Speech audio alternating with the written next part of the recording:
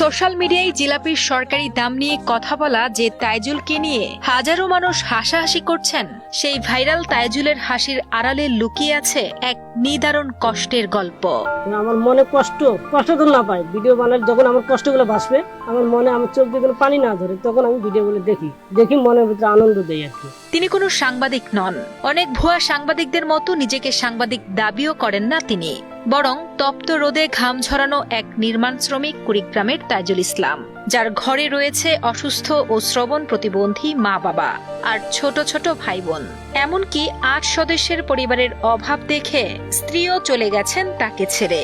বিয়ের সাথে বলতে করছিলাম 2-2.5 বছর এক মেয়েকে বিয়ে করছিলাম, 4 মাস সংসার করছিলাম।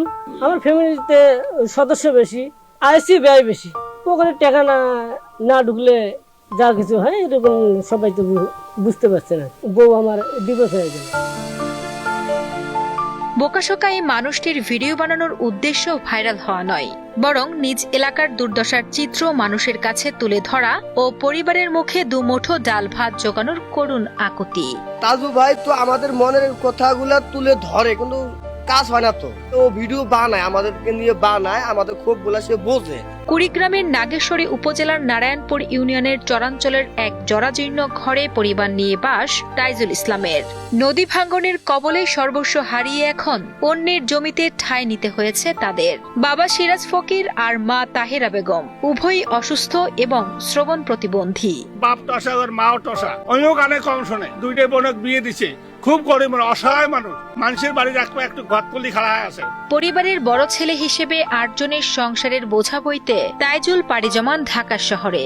ঢাকায় রাজমিস্ত্রির জোগালি হিসেবে হাড়ভাঙা খাটুনি তার নিত্য সঙ্গী। নিজের জীবনের এই সীমাহীন কষ্ট ভুলতেই শখের বশে মোবাইল কিনে ভিডিও তৈরি করেন বলে জানান তাইজুল। ছোটবেলার থেকে আমার মা মাটি কাটে, আমার অনেক কষ্ট। রড মিস্ত্রি শ্রমিক হিসেবে কাজ করি আমি। ওই পেশায় এই পর্যন্ত কাজ করতে আছে। একটা মাসে 2500 1000 টাকা 500 টাকা যোগে 1.5 বছর 10,000 টাকা জোগাইছি। আর এদিকে সংসারও চালাচ্ছি, চাল ডালও কিনছি, এইভাবে ফোনটা কিনছি আমি। ফেসবুকে তাজু ভাই 2.0 নামে একটি পেজ আছে তার। সেখানে নিজের কষ্টের পাশাপাশি গ্রামের অবহেলিত চরের বঞ্চনার কথা নিজের মতো করে তুলে ধরেন তিনি। তার এই অভিনব উপস্থাপন ভঙ্গি অনেকের কাছে হাসির খোরাক জোগালে রাতারাতি ভাইরাল হয়ে যান তিনি। সন্ধ্যাবেলা দেখি একজন ফোন দিয়ে বললো, তোমার পেজ ভাইরাল হয়ে গেছে। মনের ভিতরে অনেক খুশি, এদিকে খুশি, এদিকে রাত্রে আবার চিন্তা ভাবনা আমার হলো, বাড়িতে আবার চাল ডাল নেই, এগুলো কাকে বলি। ভাইরাল হয়ে রাতারাতি পরিচিতি পেলেও ভাগ্যের চাকা ঘোরেনি তাইজুলের। ফেসবুক থেকে এখনো নেই কোনো